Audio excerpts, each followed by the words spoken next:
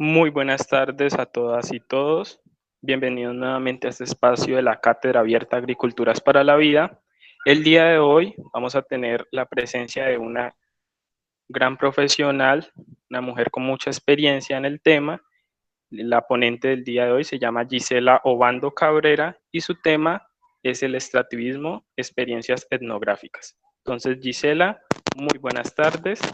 El espacio es todo tuyo. Bienvenida.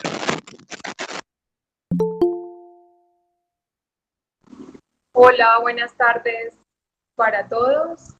Bienvenidos a esta conversación que se llama Extractivismo, Experiencias Etnográficas. Y pues la idea es que podamos conversar hoy alrededor de un tema transversal, no solo para el departamento del Cauca, sino para el país y para Latinoamérica y para el mundo en general. Entonces, bienvenidos y gracias por la invitación.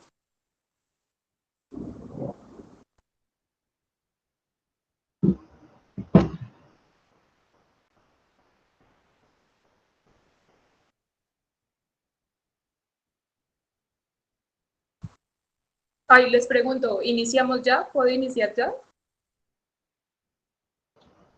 Sí, Gis, ¿con qué iniciamos? Bueno, vale. Bueno, primero agradecer la invitación al espacio.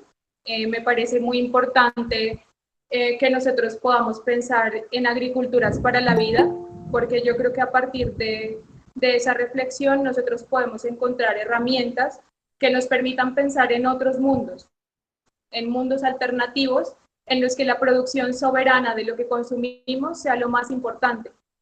Otros mundos donde se puedan tejer realidades distintas a las que les voy a presentar hoy, y otros mundos en los que las realidades que se hayan impuesto no sean el común denominador, otros mundos donde el desarrollo no termine agotando las fuentes de vida ni las posibilidades de ser autónomamente en ellos. Yo soy Gisela Obando, soy tesista de antropología de la Universidad del Cauca, hago parte de un semillero de investigación y marco ese como mi punto de partida porque es desde allí donde yo empiezo a conocer de los extractivismos y donde yo empiezo a trabajar en una parte importante del departamento del Cauca, que es el norte y sobre todo en el municipio de Suárez.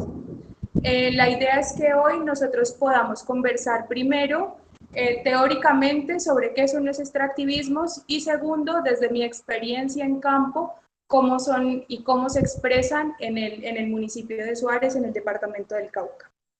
Entonces, para empezar, me gustaría mostrarles un pequeño corto que fue realizado en 2013 por Antonio y Carlos Balseiro en oposición a la megaminería en el territorio de La Rioja, en Argentina. Entonces, chicos, ¿me ayudan a compartir el primer corto, por favor? Listo, danos unos segundos y ya lo compartimos.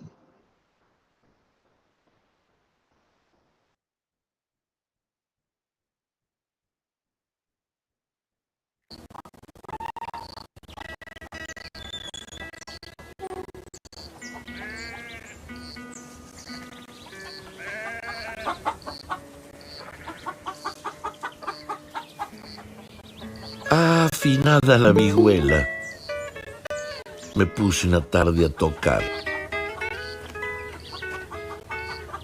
Tocaba pa' mí y pa' la china, que la ponía contenta escucharme cantar. Cuando en medio de una canción que hablaba de nuestro amor, escucho que me interrumpe lo que parece un temblor. No parece ni que llueva, truenos lejanos no son. Y así, azotada y temblorosa, la china dejé. Y con el pingo hacia el monte sin dudarlo encaré. Era una tarde bien linda. Empezó este triste y largo cuento. Y que sepan, amigos míos, cuando hablo el diablo, yo no miento.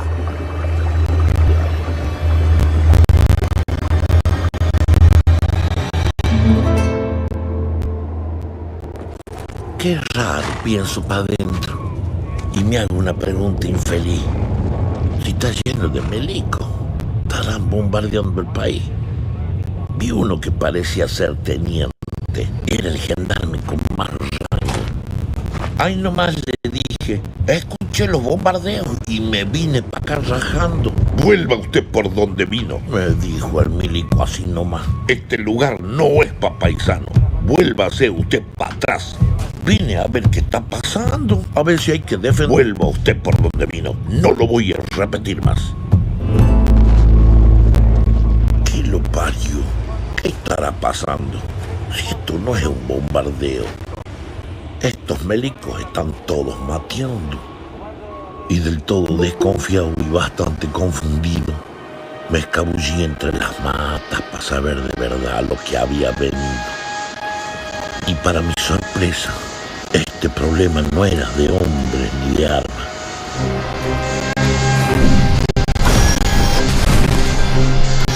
Este era un puñado de demonios queriendo apropiarse de nuestra alma. El diablo estaba haciendo un pozo que era tan grande que parecía eterno. Este pozo satánico conectaba La Rioja con el infierno.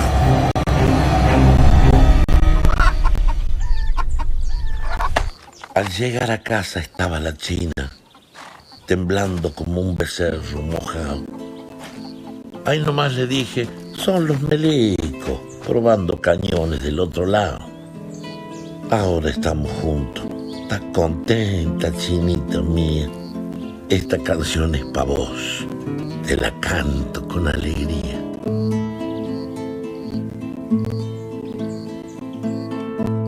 Era tan grande el maleficio que dejaba el suelo sucio, seco, poco sano. Primero se morían las plantas, después no le quedaban ni los gusanos. El diablo todo lo mata, al pingo, la gallina.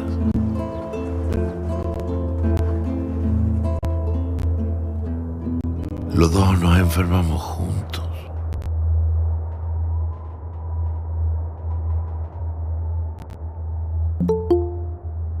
Primero se fue la China.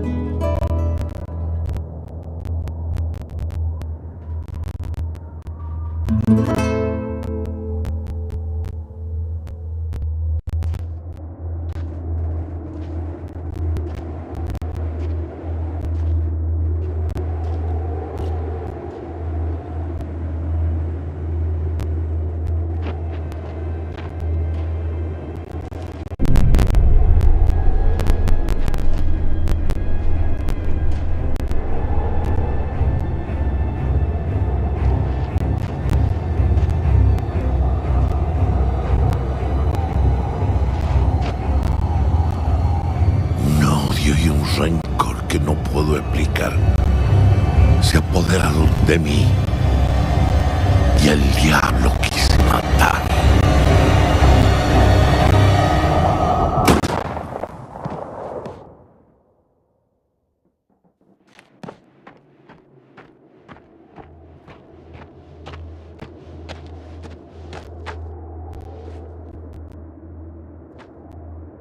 Nunca se me ocurrió que el rey del infierno fuese tan, pero tan tirano. Terminé trabajando para el diablo y al final maté a un hermano.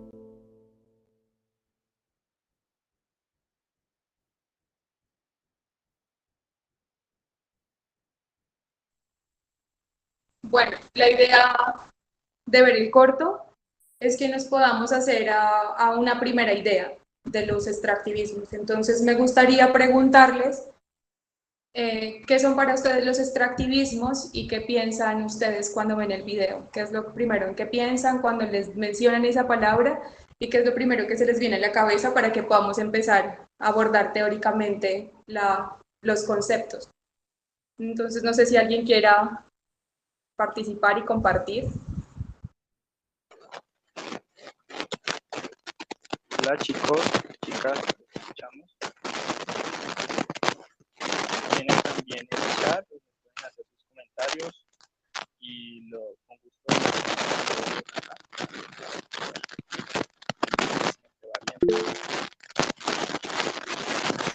Lina Arango dice que el hombre extrae todo de la tierra hasta Escucho bien, Richard. que ¿Se escucha con eco? ¿Me escucha mejor ahí? Ya, sí, es que se escucha como con ruido, no sé si de pronto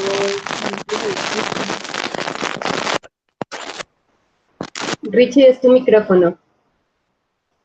Listo, abrimos el espacio entonces, chicos y chicas, para que nos comenten qué opinan sobre los extractivismos, cuál es la idea que manejan en sus cabezas hacia eso, o con el video que acabamos de mirar, cómo podemos juntar lo que estamos pensando con este video. Entonces, el micrófono está abierto para todos ustedes.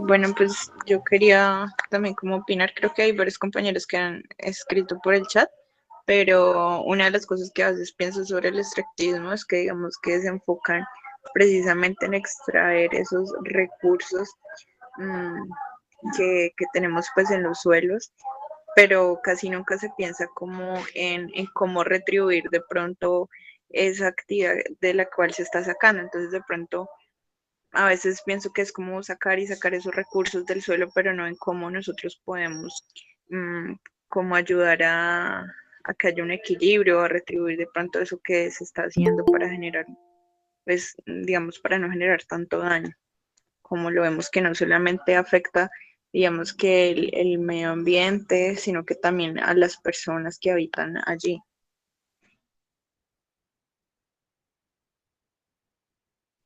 En el chat también nos están participando con unos comentarios.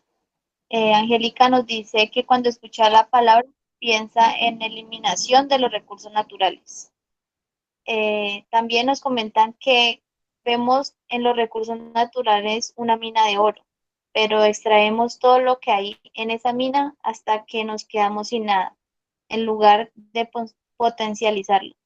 Y no sé, chicos, si recuerdan que en un momento hablamos sobre la importancia de estas definiciones, de que cuando hablamos de recursos, con la palabra recurso estamos dando pie a esa explotación. Entonces, veámoslos mejor o consideremos las palabras o con qué fin están estas definiciones. Cuando hablamos de recursos, lo vemos de esta forma, pero si lo hablamos de bienes, cuando hablamos de bienes podemos ver que estos los podemos cuidar o tener o considerar de con otros enfoques. Pues es interesante como escuchar las concepciones que tienen frente a los extractivismos, porque veo varias cosas, ¿no? Primero, pues obviamente la palabra extracción está en varias de los aportes que ustedes tienen, la palabra recursos naturales también, pero me parece muy brutal lo de retribuir lo que se saca, lo de poder potencializar y lo de no generar tanto daño. Sí, porque es que el extractivismo funciona gracias a un andamiaje discursivo en el que estas palabras son las que lo han justificado, ¿sí? Entonces, en América Latina, en inicios del siglo XX, no se hablaba de extractivismo, se hablaba de industrias extractivas. Entonces, hablar de industrias extractivas le da un peso que el extractivismo no tiene. Hablar de industria implica la transformación de materiales que se han sacado de la naturaleza y que se han transformado. El extractivismo no es una industria, puesto que no transforma los recursos naturales que se sacan de la tierra. Pero decir que es una industria implica pensarse en que, entre comillas, genera desarrollo, genera empleo, genera riqueza, etcétera, etcétera. Cuando Latinoamérica es el ejemplo más grande de que los extractivismos generan riqueza, pero para las multinacionales, mientras que los pasivos ambientales se quedan, son subsidiados por las comunidades donde es el extractivismo y por los estados que permiten los extractivismos en distintas condiciones. Decirles que el extractivismo es una forma de apropiación de la naturaleza tan grande que la naturaleza no tiene cómo responder, ¿sí? Entonces los extractivismos no se pueden potencializar, ahora vamos a ver por qué, pero tampoco se dejan cabida a la naturaleza para retribuir lo que se saca. Así funcionan los extractivismos, son amputaciones ecológicas de la naturaleza. Entonces, chicos, si me ayudan a empezar con la presentación, por favor, para empezar a tocar ya los puntos centrales de lo que ustedes participaron y de lo que pues distintos autores latinoamericanos consideran que es el extractivismo.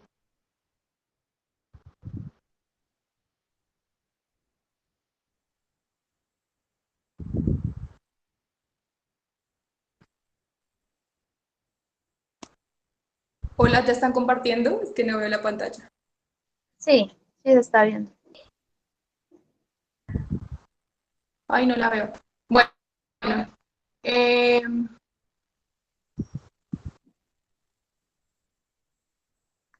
Está en algunos elementos regálenme un segundo.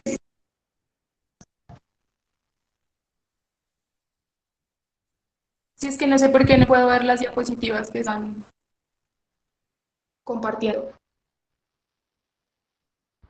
Bueno, entonces vamos a ver algunos elementos teóricos y nos vamos a basar sobre todo en el trabajo de un investigador uruguayo que se llama Eduardo Budina. Él es un investigador latinoamericano que está asociado al Centro Latinoamericano de Estudios de Ecología Social. Y el libro se llama Extractivismos, Ecología, Economía y Política de un modo de entender el desarrollo y la naturaleza. Entonces, lo que les decía, el extractivismo es un tipo de extracción de recursos naturales y los recursos naturales aquí están definidos como el conjunto de materiales que se encuentran en la naturaleza y que los seres humanos aprovechan en su estado primario o procesamiento mínimo para obtener otros productos. Lo que nuestra compañera nos decía frente al discurso es cierto, pero en este caso sí nos interesa pensar en esos como recursos naturales, porque son los que se están explotando y son los que se están extrayendo, entonces es importante pensarlos como ese conjunto de materiales que están para ser aprovechados o explotados. Decir que los extractivismos son una forma de apropiación de la naturaleza, porque existen muchas formas de apropiación de la naturaleza, que no solo existe el extractivismo minero, que los monocultivos pueden ser extractivismos, sí, que existen extractivismos agropecuarios, existen extractivismos pesqueros y que están caracterizados porque son de gran volumen y de alta intensidad y porque están orientados a ser exportados como materias primas con un mínimo procesamiento. Entonces, decimos que lo que hay que tener muy en cuenta es que hay distintas formas de apropiarse de la naturaleza y que hoy vamos a hablar del extractivismo como una de ellas. Y que para que algo se determine como extractivismo tiene que cumplir 3 características. Primero, que sea una extracción de recursos. Segundo, que sea de gran volumen, que sea de alta intensidad, pero sobre todo que estén orientados a ser exportados, ¿no? Y justamente esa característica de la exportación es que le da unas dinámicas tan particulares a los extractivismos que ahorita vamos a profundizar. Existen distintos tipos de extracción de recursos naturales. Ay, chicos, qué pena, chicos y chicas, si tienen preguntas, pues me pueden interrumpir mientras yo hablo, porque la idea es que vayamos respondiéndolas a medida que avanzamos en la conversación para que no perdamos el hilo. Hay algunos Existen comentarios. distintos tipos de...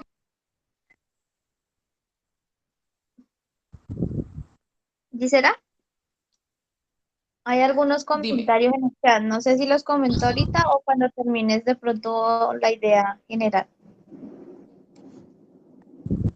Bueno, termino la idea general y entonces me ayudas a leerlos. Es que no los puedo leer a la mano, estoy Sí, conectada dale. desde el teléfono. Ok. Listo, entonces les decía que existen distintos tipos de extracción de recursos naturales y que la idea es analizarlos teniendo en cuenta tres factores.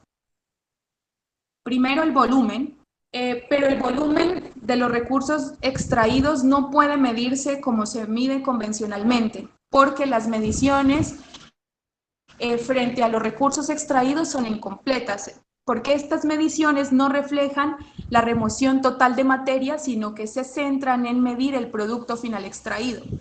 ¿Sí? Entonces, tener una onza de oro implica haber removido toneladas de tierra, y eso son mediciones que no consideran, ¿sí?, las medidas convencionales sobre el volumen de los recursos que se extraen. Las mediciones serias deberían considerar la mochila ecológica, que son impactos súper grandes, pero además de eso, por ejemplo, poder considerar cuánta tierra se extrae, cuánta agua se gasta, cuánta energía se utilizó, etcétera, etcétera. ¿Sí? Y eso es una parte fundamental de poder medir los impactos de los extractivismos. Entonces, hay unos ejemplos, por ejemplo, para producir una tonelada de plata se deben extraer 7.500 toneladas de material, y para extraer una tonelada de cobre se tienen que extraer 348 toneladas de material. Entonces vemos que la mochila ecológica, que es lo que se oculta de los extractivismos, es súper fuerte. Otro de los factores que se debe considerar es la intensidad ambiental, y la intensidad ambiental son los efectos ambientales que tienen estos procesos de extracción, que se ha llamado pues ecotoxicidad, que básicamente es la generación de contaminantes, de sustancias tóxicas, explosivos, emisiones de gases invernadero, etc. Entonces, por ejemplo, la ecotoxicidad del cobre es el doble de la ecotoxicidad de extraer hierro, y la del oro es 10.000 veces mayor a la ecotoxicidad del cobre. El oro, la extracción de oro, es de las minerías más impactantes sobre el territorio, y es de las minerías más generalizadas en el territorio nacional. Por ejemplo, el departamento de Antioquia es súper fuerte en el Bajo Cauca antioqueño la minería de oro de mediana y de pequeña escala, ¿sí? Si bien estas no son grandes mineras multinacionales, producen altos impactos porque usan mercurio, y las que no usan mercurio usan cianuro. Entonces, imagínense que cuando prohibieron el mercurio en el convenio de Minamata, el Estado proponía reemplazar al mercurio con cianuro. Entonces, hay cosas o sea, pues pucha, se salen de la cabeza, o sea, bueno, entonces el cianuro sigue siendo altamente tóxico, pero hay cuestiones que no se consideran, y es que a la hora de explotar, por ejemplo, una montaña de la cordillera occidental, vas a liberar un montón de arsénico que ni siquiera se ha medido, ¿no? Las contaminaciones por el gas arsénico no se han medido, y el arsénico es un gas altamente contaminante. Ahora bien, esto sobre el ambiente, y las personas que lavan el viernes todo el día con mercurio, todos los viernes de toda su vida, pues entonces ahí vamos viendo, ¿no? Y la tercera característica que hay que tener en cuenta es el destino, ¿sí? Entonces el destino puede ser local, nacional y global. En este caso nos interesa la extracción de recursos que se va para ser exportada. ¿Por qué?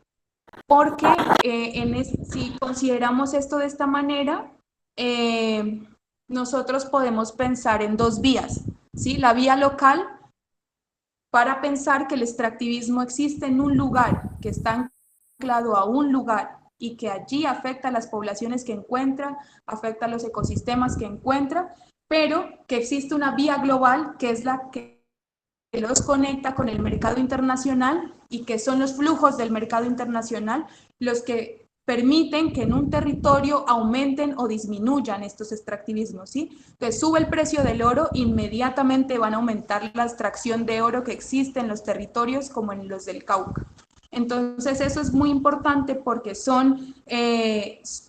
el mercado, es en el mercado internacional el que marca los ritmos de la extracción en los territorios, ¿sí? Y esto es muy, muy importante tenerlo en cuenta porque no es todo el país el que se conecta al mercado, solo son estos enclaves los que quedan conectados al territorio. Entonces son los enclaves los que se quedan con los efectos ambientales y sociales que dejan los extractivismos, ¿no? Porque el negocio del extractivismo es que un gramo de oro en el mercado está oscilando entre 70 y 90 mil pesos, pero ese no es el precio del oro, porque ahí nos está contando primero la mochila ecológica, que ya veíamos que es toda esta remoción de materia, energía, agua utilizada.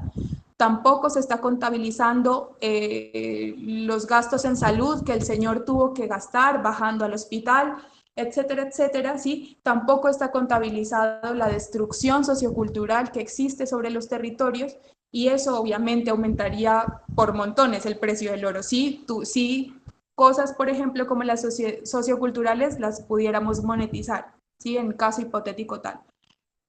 El negocio del extractivismo es eso, y es que pagan por el oro, ni siquiera, no sé, o sea, no pagan por el oro lo que cuesta producirlo. Por eso es más barato hoy seguir extrayendo oro que reciclar del que existe, ¿sí? Entonces es más barato que los países pobres, que los países empobrecidos asuman las consecuencias ambientales, que entonces nosotros los países ricos pagar por el reciclaje del oro, porque la mayoría del oro que se extrae en el mundo no se utiliza en la industria. La mayoría del oro que se extrae se va a Asia y a China para hacer joyería suntuosa y el resto para hacer lingotes de oro y acumular riqueza, ¿no? Porque es que el peso en papel no tiene validez. En cambio, el oro es un metal que respalda el dinero, ¿no? Entonces la gente ya no guarda dinero, sino lingotes de oro y para eso es lo que se extrae oro. Entonces aquí tenemos un cuadro en el que, con el que, pues, este es un cuadro tomado del libro de Gudinas, ahí está la fuente, y él nos da varios ejemplos de distintas formas de apropiación de la naturaleza. Entonces, por ejemplo, las huertas caseras son una forma de apropiarnos de la naturaleza, ¿ven? Pero su volumen y su intensidad de extracción es muy bajo y su destino, o sea, su consumo va a ser local, ¿sí? Hay que entender que hay formas de apropiación de la naturaleza que le dan tiempo de recuperación, ¿sí? De eso depende todo. Pero hay, por ejemplo, vemos aquí flores de invernadero, ¿sí? Que son un volumen e intensidad de extracción medio y su destino es la exportación, pero no son tan intensivas como los minerales, los hidrocarburos y los monocultivos de exportación. Entonces, quiero decirles que hoy en esta charla nosotros solo nos vamos a referir a lo que está en el cuadrito naranja. El extractivismo es entonces la extracción de minerales, hidrocarburos y, por ejemplo, los monocultivos de exportación, porque son de alta intensidad y porque su destino es la exportación. Entonces, podemos pasar de diapositiva, que tenemos distintos tipos de extractivismos. Entonces están los de primera generación. Estos extractivismos de primera generación, los recursos naturales son obtenidos sobre todo por el uso de fuerza animal o humana. ¿Sí? La aplicación de tecnologías en estos extractivismos es muy mínima y el consumo de agua, energía y otros en relación al volumen extraído es muy bajo. ¿Sí? Entonces estos extractivismos, por ejemplo, los podemos asemejar a los extractivismos artesanales que existen hoy, por ejemplo, en el Cauca. Entonces, en el norte del Cauca hay mujeres que todavía van con su batea. Batea es la herramienta que tiene el señor en sus manos, y se acercan al río y lavan oro. Ese oro se llama oro de aluvión porque está corriendo sobre las arenas, es oro superficial, ¿sí? Que no está en la roca, sino corre superficialmente por los ríos o por las fuentes de agua, entonces la gente los aprovecha. Entonces vemos que estos están caracterizados porque tienen muy poca tecnología y segundo, porque se utiliza mucha fuerza animal o humana. Los extractivismos de segunda generación, y aquí me gustaría que vean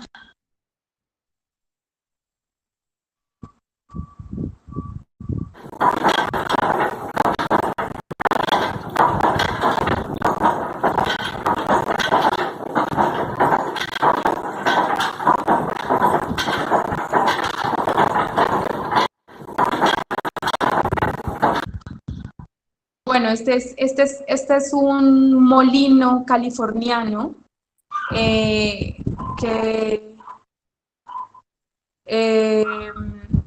este es un molino californiano en el que se muele material que ha salido de la minería, pues de las minas, de los socavones en donde se extrae oro. Entonces ese lodito que ustedes ven como agua corriendo que va bajando, algún día fue roca. Y entonces lo que está ahí bajando y subiendo lo trituró, lo tritura y lo vuelve ese lodito que luego cae sobre una mesa gravitacional que por vibración separa el oro y la plata, ¿sí? Esa son extractivismos de segunda generación porque implican más uso de la tecnología y porque ya empiezan a verse el uso de contaminantes como mercurio, como cianuro, pero además de explosivos, ¿no? Como el ANFO, y en la zona donde yo trabajo son muy comunes los explosivos artesanales, entonces se elaboran con azúcar y con ANFO, entonces hay unas bolsas plásticas largas, entonces llenas con azúcar, pulverizada la tercera parte, luego la segunda otra parte con ANFO, y luego entonces la tercera parte vuelve a ser azúcar. O sea, son cosas que se han combinado todo el tiempo, ¿no? Entonces vamos a ver algunas fotos sobre algunas minas que están ubicadas en el sector de Buenos Aires, Cauca, sobre el Cerro Teta.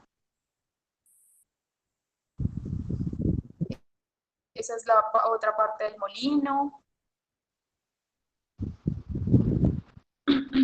Ese es un malacate, porque las minas de Buenos Aires son muy profundas.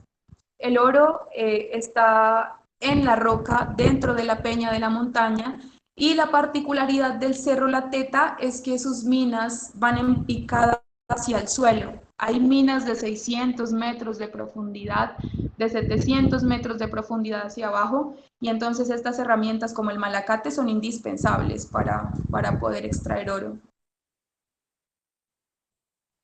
Bueno, aquí vemos del lado izquierdo los rieles saliendo de las minas profundas, porque pues obviamente el mineral desde 600 metros debajo de la tierra tiene que ser sacado por rieles. Y al lado derecho un pulmón, ¿sí? Estos pulmones se encargan de dar oxígeno a bajas profundidades, pues para que quienes estén abajo puedan trabajar, puedan respirar, porque es muy complicado respirar debajo de la tierra. Esa es una planta de separación que está en la mina La Puchis, en Buenos Aires, Cauca también. Una mina muy polémica.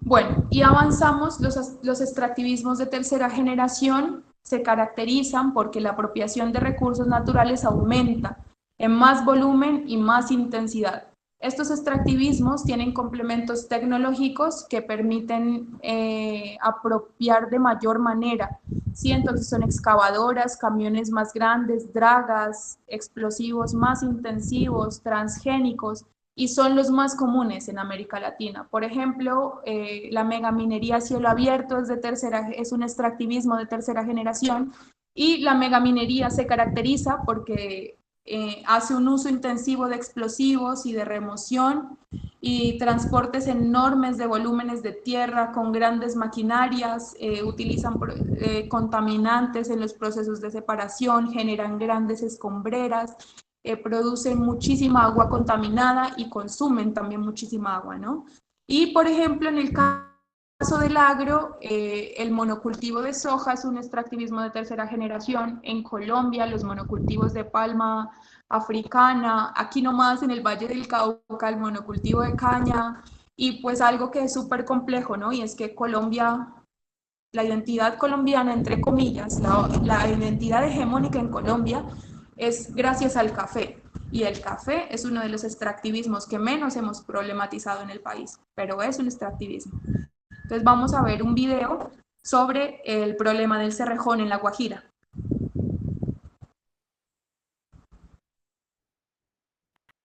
Hacia 1500, cuando los colonizadores españoles llegaron a lo que luego llamarían América, extinguieron a casi toda la población nativa del continente. Entonces, para reemplazar la mano de obra indígena, trajeron millones de hombres y mujeres negros esclavizados de África. Sí, millones. Algunos de estos negros se rebelaron y establecieron comunidades libres. Fueron llamados cimarrones. Unos huyeron hacia las montañas y construyeron palenques, que eran pueblos encerrados con palos para protegerse de los ejércitos españoles. Otros, como es el caso de los negros de La Guajira en Colombia, se arrochelaron, es decir, se escondieron en las selvas y se ubicaron entre la serranía del Perijá y la Sierra Nevada de Santa Marta, en la cuenca media del río Ranchería. Era una región con naturaleza exuberante, que les ofrecía lo necesario para la supervivencia. Con el tiempo, estas comunidades se conocieron con el nombre de rochelas, y pronto serían el hogar compartido de negros, indígenas guayú y mestizos que huían del poder colonial. Estas comunidades lucharon por mantenerse libres durante más de 400 años a pesar de todo tipo de adversidades y amenazas. Primero, la presión permanente de los ejércitos esclavistas. Segundo, aunque en 1852 fue abolida la esclavitud, para nadie es un secreto que las personas negras no gozaban de los mismos derechos que el resto de los ciudadanos. Luego, a principios del siglo XX, durante la Guerra de los 1000 días, los terratenientes liberales quisieron apoderarse de los territorios guajiros, pero fueron derrotados por 5 comunidades afro, que a pesar de ser menos, lograron expulsarlos y proteger sus territorios. Gracias a esto, los negros de las comunidades de Roche, Patilla, Chancleta, Manantial y Tabaco fueron llamados bárbaros oscos, bárbaros por valientes y oscos por negros. Tantos años de resistencia y lucha por la libertad para que en pleno siglo XX, lo que conocemos como desarrollo, lograra lo que ningún ejército en 400 años pudo lograr, despojar a las comunidades de sus territorios. Resulta que debajo del suelo que habitaban los bárbaros oscos y los pueblos guayú se descubrieron yacimientos enormes de carbón térmico, que es, luego del petróleo, la segunda fuente de producción de energía eléctrica más usada en todo el planeta. Así fue como en 1976 el gobierno colombiano concesionó la extracción de carbón en La Guajira. En 1984 comenzó la etapa de explotación y pronto se convertiría en una de las minas de carbón a cielo abierto más grandes del mundo. Hoy exporta a todos los continentes cerca de 32 millones de toneladas de carbón al año.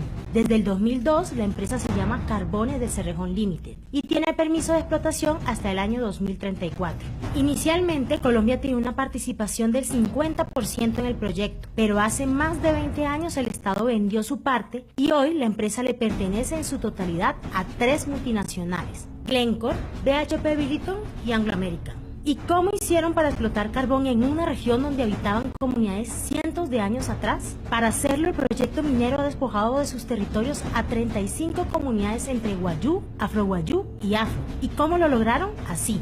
Primero, el entonces Instituto Colombiano de Reforma Agraria entregó a las familias guajiras títulos de propiedad de los predios que habían habitado durante años. Esto favoreció a la empresa, quien los persuadió de vender a muy bajo costo con la promesa de que la mina traería grandes beneficios para la región. Lo grave del caso es que, de acuerdo con la reforma agraria, estos territorios debían tener vocación exclusivamente agrícola, pero de manera ilegal fueron adquiridos para la explotación de carbón. Los que no quisieron vender y defendieron la permanencia en sus territorios han sido desalojados por la fuerza. De las 35 comunidades despojadas, solo 5 han sido reasentadas parcialmente, y la empresa no ha cumplido con las promesas de vivienda digna, trabajo, emprendimiento de proyectos productivos, educación y salud.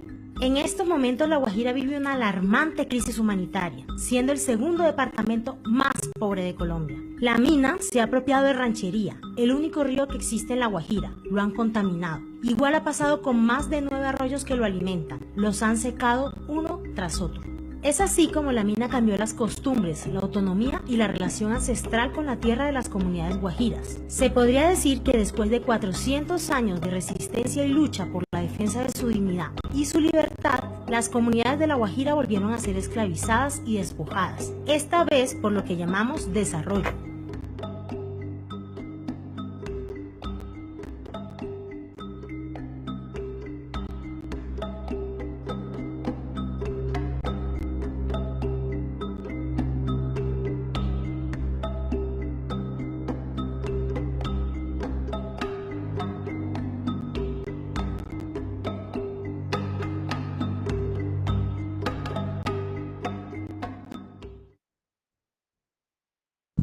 Bueno, este video es de 2017 y la situación en La Guajira, en lugar de mejorar, empeora, ¿no? Por ejemplo, hoy se mueren 5 niños al día de desnutrición y de sed en La Guajira y no pasa nada. el Cerrejón quería desviar el arroyo Bruno, no pasa nada, ¿sí? No pasa nada. Y lo peor es que son estas comunidades las más afectadas por la desigualdad, las que más padecen entonces los efectos ambientales, ¿no? La Guajira también está inundada en estos días por las tormentas, pero nadie habla de la Guajira, ¿no? O sea, vemos también que estos temas socioambientales están atravesados también por temas como el racismo, ¿sí? Porque existe racismo ambiental. Por eso los extractivismos están ubicados en nuestros territorios y no en los patios de los que tienen para pagarlos, ¿no? Y eso tiene que quedar súper claro. Vemos que aquí en el Cerrejón es uno de los casos en Colombia de mayor violación de derechos humanos, pero también tenemos otras, ¿no? Por ejemplo, Cerro Matoso es una de las minas a cielo abierto que extrae níquel más grandes de Sudamérica y está ubicada en Colombia. Sí, está ubicada cerca a los dos pueblos más pobres de Latinoamérica, ¿no? Unión Matoso y Montelíbano, que de la extracción de níquel no se han quedado con nada más que la pobreza, la desigualdad y los pasivos ambientales. Y vamos a ver los últimos tipos de extractivismos que son de cuarta generación. Decirles que los extractivismos de cuarta generación son los más intensivos. Si ya los de tercera generación son demasiado problemáticos, estos son la tapa, pues.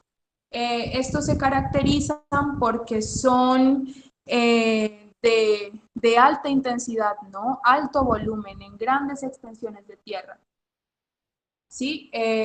Necesitas consumir muchísima energía y materia para obtener los recursos. Por ejemplo, estamos viendo una foto de fractura hidráulica de fracking en Texas. Esa es una foto de Texas, en Estados Unidos.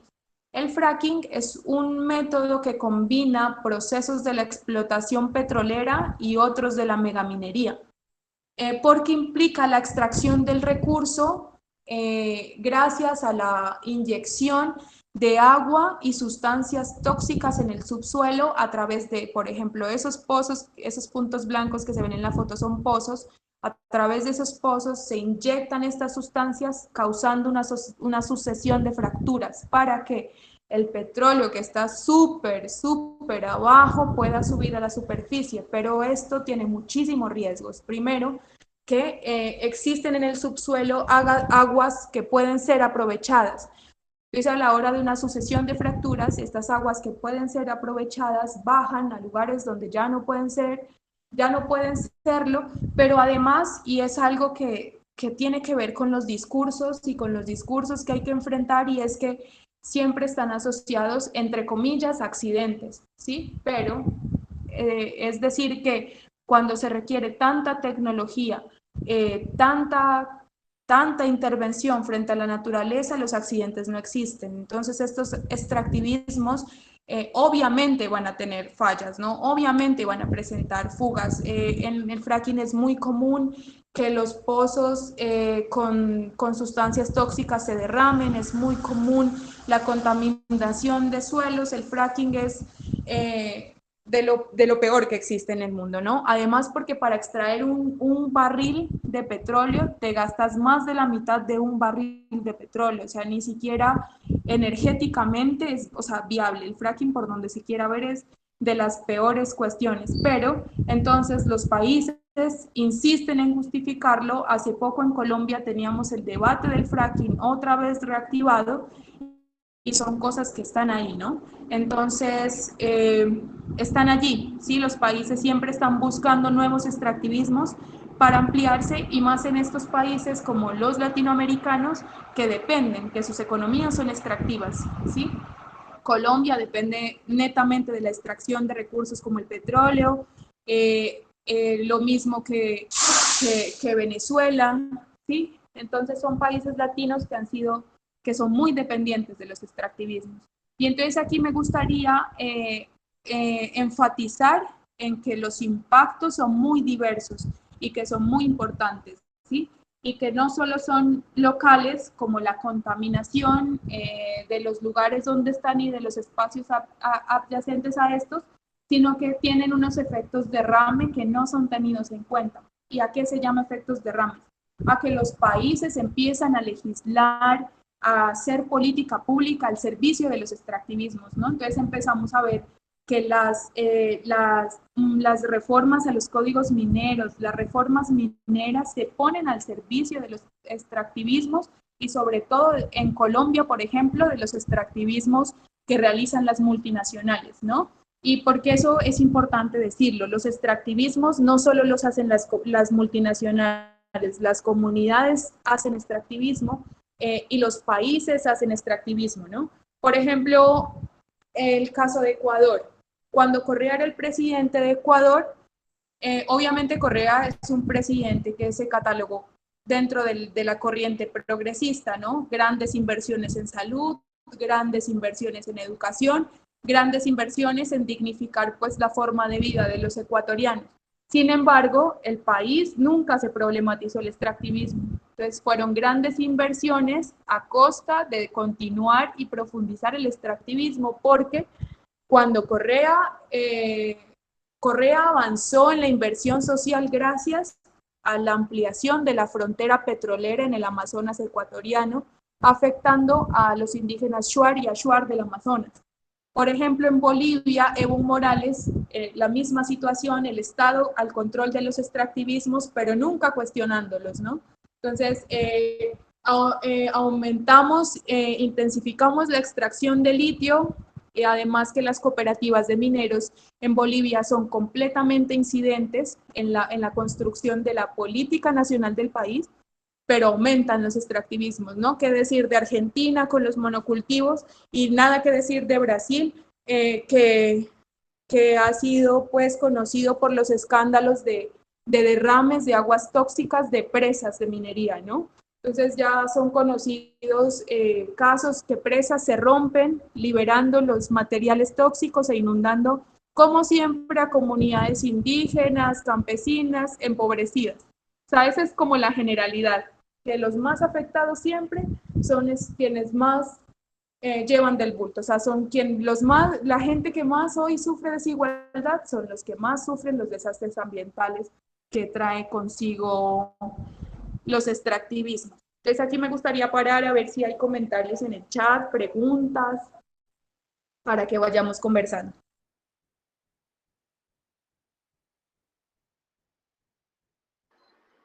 Hola, sí, hay varios comentarios en el chat.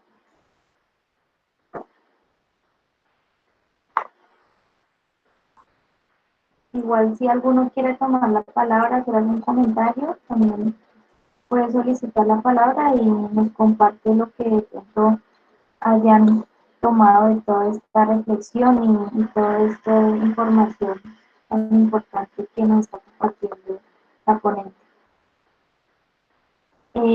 Bueno, voy a empezar acá con varios comentarios que a medida de toda la presentación han ido dejando. Nos comenta, o bueno, nos hace aquí un comentario John Anderson, de este párrafo. Cuando el último árbol se ha cortado, el último río se ha envenenado y el último pez pescado, solo entonces el hombre descubrirá que el dinero no se cambia. Muchas gracias. También nos hacen un comentario. Incluso los departamentos o municipios donde se realizan estas actividades son las que presentan mayor deficiencia en cuanto a las necesidades básicas de las personas. Entonces, ese discurso que trae desarrollo y beneficio es bien dudoso. Eso es un poco también redondeando lo que nos han venido compartiendo. No sé, ¿alguien más quiere dejar algún comentario?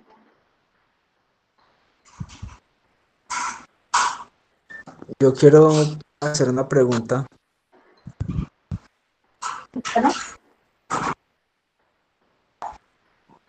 ¿Me escuchan? No sé.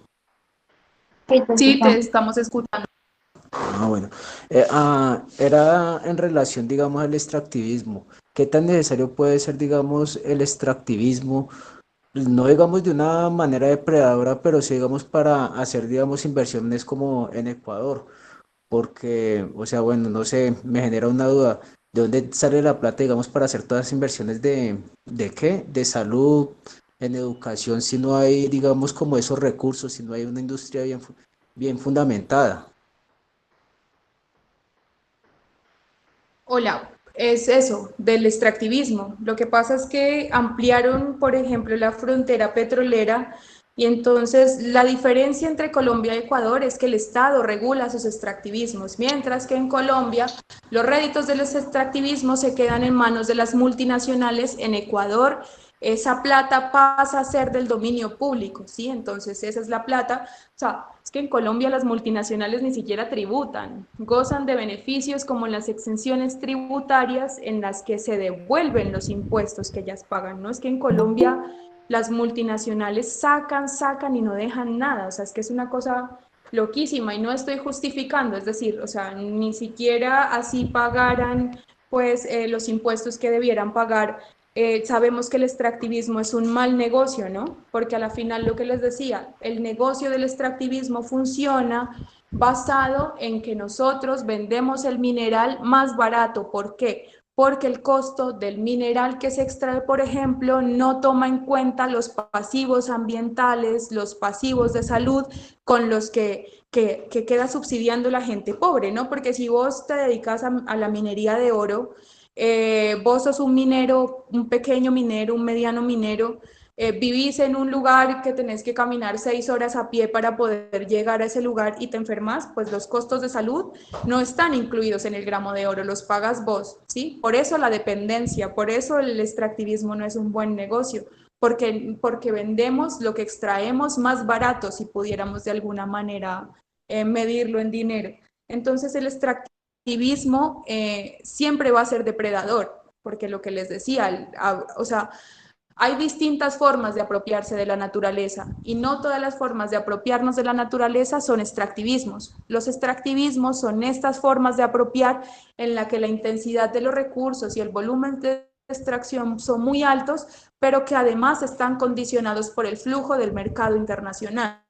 O sea, es decir, es el mercado internacional quien impone los booms de la minería en Colombia, ¿sí? Cuando hubo todo ese boom y esa oleada de minería ilegal en el Cauca, fue porque el precio del oro estaba súper alto. Entonces, eso en el Cauca se expresó en la apropiación de muchísimos ríos con dragas y retroexcavadoras que no paraban de dragar nunca, solamente cuando necesitaban volver a llenar pues de combustible la maquinaria. Entonces eran 22 horas al día de estar dragando el río y 2 horas de llenar combustibles. Hay formas de apropiarse de la naturaleza que son menos complicadas. O sea, hay muchas formas de apropiarnos de la naturaleza, lo que les decía, las huertas son una forma de apropiación, pero no todas las formas de apropiación son extractivismos. Desde mi punto de vista, los extractivismos son un mal negocio, pero salir de los extractivismos tampoco es tan fácil, ¿sí? Porque los países latinoamericanos, por ejemplo, dependen económicamente de los extractivismos e implican que estos efectos derrame que les decían, que es que las políticas de los países se ponen al servicio del extractivismo, pues entonces implica pensarse seriamente desde la política pública otros caminos, ¿no? No sé si, no sé si respondí, no sé si, pues tampoco existen como recetas, porque pues la idea es avanzar transicionalmente hacia salir de este asunto, pero ningún país se ha arrojado, ¿no? O sea, vemos que más bien se profundizan los extractivismos a pesar de todas las fluctuaciones en el capital internacional, pero ahí seguimos los latinos, ¿no? Dependiendo del extractivismo. Igual de pobres que hace 500 años cuando llegaron los colonos europeos a explotar las minas de oro y de plata que tenían los aborígenes en estos territorios. Gracias, Gisela. Tenemos otros comentarios y otras preguntas. Luisa Fernanda nos dice que si entonces el oro extraído de esa forma es más caro. Bueno, tiene esa pregunta y también nos dice que por acá Jesús David nos comenta que si las huertas son una forma de apropiación. Y Esteban nos comenta que sí, que lo más triste es que muchos estudios ambientales de estos proyectos arrojan resultados de inviabilidad para ejecutarlos y aún así la ANLA les otorga esas licencias. Y Lina Marcela nos dice que esto es consecuencia de la falta de dignidad de nuestros dirigentes, que a pesar de todo lo negativo, le siguen besando los pies a Estados Unidos y Europa, regalando la tierra. Toda la razón. Entonces, no sé si nos puedes compartir un poco sobre las preguntas, que si el oro de Sí, esa forma es más caro y que si la huerta es una forma de apropiación. Que bueno, ya nos habías comentado algo. eh, si nosotros pudiéramos monetarizar los efectos, o sea, lo que les decía, ¿no? La materia que se remueve para extraer, el agua que se utiliza extrayendo, la energía utilizada, pero además los efectos de salud, los efectos medioambientales, la contaminación de las aguas. Si a nosotros a todo eso le pusiéramos precio, un gramo de oro no costaría 70.000 pesos. Seguramente costaría, no sé, 2 millones, 3 millones de pesos un gramo, pero ese es el negocio del extractivismo, ¿sí? Allí está el negocio del extractivismo, que yo pago 70.000 pesos por un gramo de oro que puede costar alrededor de 1 millón de pesos. ¿Y quién paga el resto? Los países y las comunidades en donde están los extractivismos, y a eso me refiero con el subsidio de los extractivismos, ¿no? Porque es que si hablamos monetariamente son las comunidades las que pagan más del 50 o 60% de lo que cuesta un gramo de oro. Por eso nunca es un buen negocio el extractivismo, porque además funciona con la especulación financiera. Es que estas son cosas como, pucha, o sea, son cosas muy complejas y hay que empezar a ver este tema de formas muy complejas, ¿sí? Por eso es tan importante delimitar también los extractivismos. Por eso no todas las formas de apropiación de la naturaleza son extractivismos, y aquí me meto a intentar responder lo de las huertas. Las huertas, claro que son una forma de apropiación de la naturaleza. ¿Por qué? Porque son los seres humanos los que están poniendo la semilla y los que están permitiendo que se genere algo en el suelo, pero también aprovechándolo como recurso natural, ¿no? En esa medida son apropiaciones de la naturaleza, pero son apropiaciones de la naturaleza de baja intensidad, de bajo volumen, y su consumo es meramente local. O sea, todo lo que nosotros hacemos en este mundo tiene un impacto, ¿sí? Sin embargo, no todos son iguales, no todos son intensivos. Sí, la diferencia de las huertas y la megaminería, por ejemplo, es que las huertas le dan una posibilidad a la naturaleza de recuperarse. Pero recordemos que los extractivismos son amputaciones ecológicas a la naturaleza. El oro nunca se va a recuperar, pero tampoco las toneladas de tierra removidas, ¿sí? O sea, eso es como lo que quiero llamar la atención. Por ejemplo, en el Valle del Cauca, los ecosistemas nativos nunca van a volver. O sea, son como esas, lo que estaba nunca, o sea, son pérdidas irreparables las que producen los extractivismos.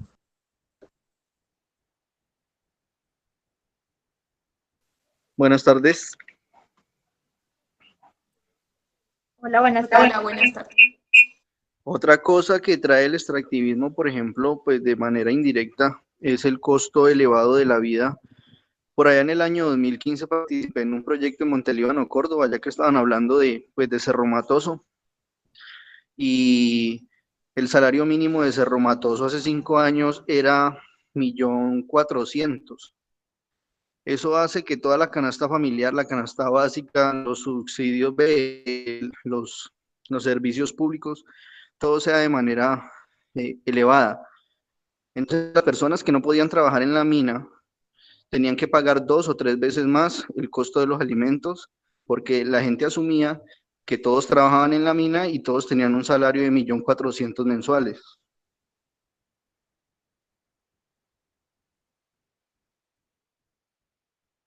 Sí, de acuerdo, de acuerdo. Y ese hace parte de lo que yo les decía, los efectos derrame, ¿sí? Porque es que los efectos son sociales, económicos, ecológicos, políticos, socioculturales, ¿sí? Es decir, esos pueblos mineros culturalmente se comportan como pueblos mineros, ¿no? Entonces, en Suárez, que es el municipio donde yo trabajo, el costo de vida también es elevado. Y llevar mercado a los lugares mineros donde la gente que hoy hace minería sembraba es muy complicado. O sea, ahora este año llegó una carretera. Antes tenías que montar el mercado 6 horas montaña arriba en una bestia, ¿sí? ¿Por qué? Porque la gente olvidó cómo sembrar, ¿sí? Y el costo de vida en estos lugares suele ser más elevado, donde hay producción. Por ejemplo, en Suárez el costo de vida es muy elevado porque hay muchos monocultivos de coca y porque hay muchísima minería de oro. Entonces eso hace parte de lo que llamamos efectos derrame.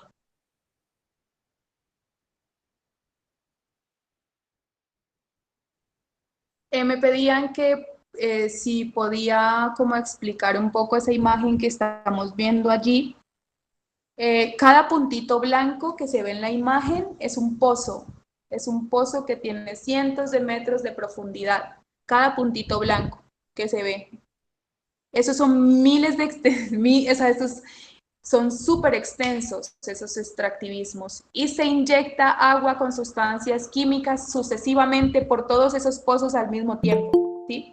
Y eso es lo que produce que lo que está tan profundo dentro de la tierra pues salga a superficie a costos súper elevados. Bueno, eso sobre la imagen. Entonces avancemos. Bueno, entonces esta es lo que vemos del lado izquierdo de la represa de la Salvajina. Esa es la represa de la Salvajina, lo que están viendo allí es el Consejo Comunitario de la Toma, y lo que está al lado derecho es parte del Consejo Comunitario de Mindalá, que es el Consejo Comunitario donde yo trabajo. Este Consejo Comunitario de Mindalá, podemos cambiar de diapositiva, por favor. Está ubicado, bueno, el Cauca está ubicado en el suroccidente de Colombia y Suárez está ubicado en el norte del Cauca. Podemos cambiar de diapositiva, por favor. Y Mindalá es lo que está señalado en el mapa con rojo. Si vemos que ahí lo azul es la represa de la Salvajina, pues el límite del Consejo Comunitario es la represa.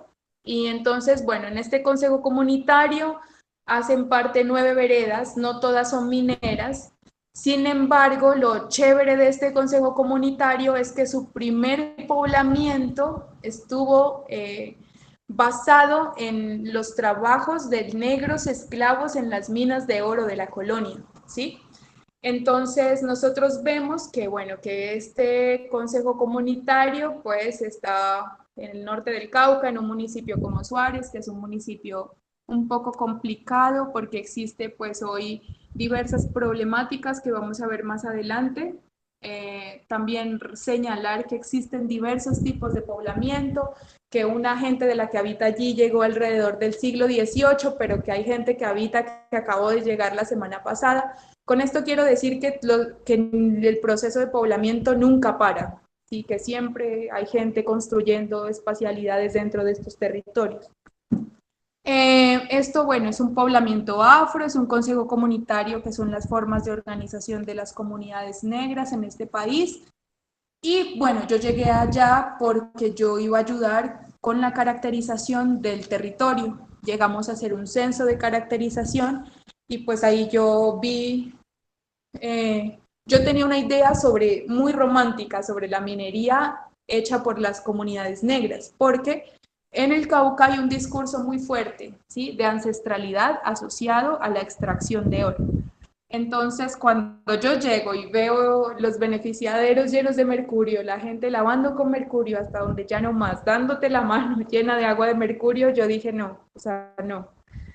Eso es como lo que a mí me motiva a quedarme allá y a ver qué podíamos hacer desde allá. Entonces, bueno, la idea para poder entender lo que es Suárez hoy es ver cómo ha sido su pasado. Entonces vamos a ver algo del pasado extractivista de Suárez. Podemos cambiar de diapositiva, por favor. El primero, pues tenemos que referirnos a los reales de minas, ¿sí? El poblamiento, yo no sé si ustedes conozcan el norte del Cauca, pero lo que hoy es norte del Cauca empieza en lo que hoy es Suárez, ¿sí? Nosotros yo aquí marqué 1637, porque en ese año estamos seguros de que ya existían esclavizados negros en las minas de Gélima, Pandiguando, Honduras, Portugalete. Y lo sabemos porque en esta etapa los jesuitas son los propietarios de las minas, ¿sí? Pero antes de que los jesuitas fueran los propietarios de las minas, estas minas eran propiedad de colonizadores, eran de Arboleda y de un señor Rayo.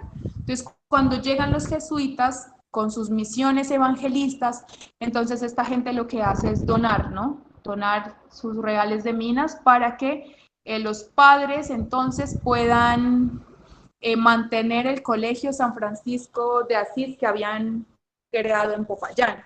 Entonces, es muy importante señalar que Popayán es clave en la historia colonial del país, que el distrito minero de Popayán estaba rodeado por distritos mineros como pues, los que ya les nombré, Gelima, Pandiguando, etcétera, pero también Quilichao, también Caloto, ¿sí? El norte del Cauca fue fundamental como distrito minero de Popayán. En la zona occidental del Cauca, donde yo me encuentro, que es el Consejo Comunitario de Mindalá, el primer asentamiento asociado pues a la colonia lo datamos entre 1730 y 1735 y también son poblamientos asociados al trabajo en reales de minas. En Mindalá, Damián y Mari López. Se llaman reales de minas porque no son minas como las conocemos ahora, ¿no? Son, la generalidad era que estos reales estaban sobre las riberas de los ríos y que se lavaba con batea y con batea, sobre todo.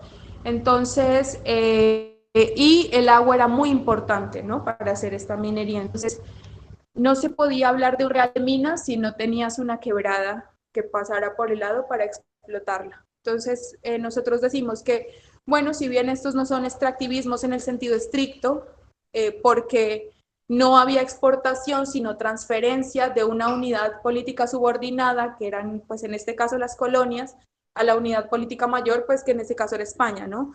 Sin embargo, toda la explotación y la fiebre del oro que se dio en la colonia era cimentado por los intereses europeos y por su fiebre del oro. Sí, porque la geopolítica con la que llegan, el proyecto colonial de los invasores y de los conquistadores era encontrar el dorado. Entonces ellos llegaban a lugares que les habían dicho que había metales preciosos o donde había indígenas que reducir y que conquistar. Y también en este periodo son importantes las haciendas coloniales porque las haciendas tenían estrecha relación con la mina. Entonces aquí les mencioné, por ejemplo, Japio. Japio fue una de las haciendas más grandes coloniales que hoy está ubicada, Japio, en Caloto, pero los reales de minas que estaban dentro de la hacienda de Japio actualmente están ubicados en Suárez. Es una hacienda que podía abarcar de lo que hoy es Caloto en la cordillera central hasta lo que hoy es Suárez en la cordillera occidental del Cauca. Es una extensión enorme de tierras. Entonces, en las haciendas estaban los reales de minas. Entonces, ¿eso qué permitió? Que los colonizadores pudieran monopolizar no solamente la extracción de los recursos, sino también la comida para los esclavos, o sea, ellos monopolizaban la extracción y también al mismo tiempo suplían a quienes extraían de oro. O sea, las haciendas permitían que hubiera comida disponible para la mano de obra esclava, ¿no? Entonces estos colonizadores eran dueños de las tierras, pero también dueños de los hombres. Bueno, este sistema extractivista colonial, pues obviamente entra en declive, ¿sí? Porque pues empiezan a pulular las guerras de independencia que hacen que pues haya distintas crisis en los diferentes lugares de la Nueva Granada. ¿Sí? Entonces, de acá pasamos a otro momento en la historia de Suárez y es cuando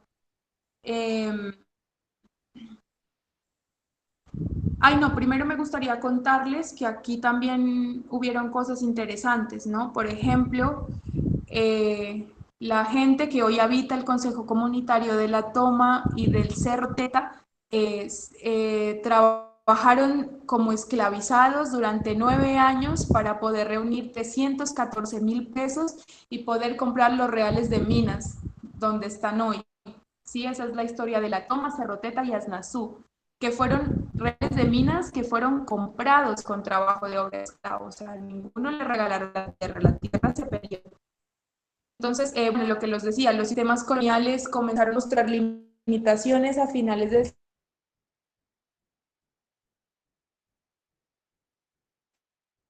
intentaron como transformaciones de más o menos 1830. Entonces, la República entra en una fase de expansión, exportación de materias primas, y bueno, entonces aquí vemos que en Colombia en Colombia y en distintos lugares hay una generalidad, y es a que hay un momento de la historia en que vienen oleadas de inversión extranjera internacional, llegan a la región, sobre todo capital inglés, y entonces Suárez también es un reflejo de esa oleada de capital inglés que entra pues a apoyar como a Colombia y a otras de las repúblicas que pelearon la independencia. Entonces a Suárez llega la Golden Company, ¿sí? Que era una multinacional inglesa, ¿sí? Y se dice que ellos extrajeron 2.400 toneladas de oro, ojo, de oro, ¿no? Sin contar con la mochila ecológica. Y en esta época, entre 1930 y 1950, esta inversión del capital inglés, esta llegada de la Golden Company a Aznazú, marcó la primera invasión antioqueña al Cauca. Sí, es que la minería que hoy se hace en el norte de Cauca la mayoría de la tecnología que allí se usa es traída por paisas, ¿no? Que llegan en migración. Entonces, cuando yo hablo con la gente, en la memoria de la gente, en la memoria oral está que son los paisas los que llegaron con el mercurio, que son los paisas los que llegaron con los nuevos californianos, etc. Entonces, esta época es importante porque está marcada tanto por la llegada de la multinacional inglesa, pero también por la primera oleada de invasión antioqueña. Yo creo que es importante decir que Suárez estaba conectado por el ferrocarril del Pacífico, que llegó en 1920 al municipio, y que el ferrocarril marca pues la división entre Suárez y Buenos Aires. ¿Sí? Suárez era un corregimiento de Buenos Aires que inmediatamente es transformado y convertido en municipio cuando el ferrocarril llega a él. También es importante señalar, para entender más adelante lo que les quiero explicar, que en 1910 se separa el Valle del Cauca, ¿no? El Gran Cauca, contenía lo que hoy es Chocó, lo que hoy es Valle y lo que hoy es Cauca, ¿sí? Eso era el Gran Cauca.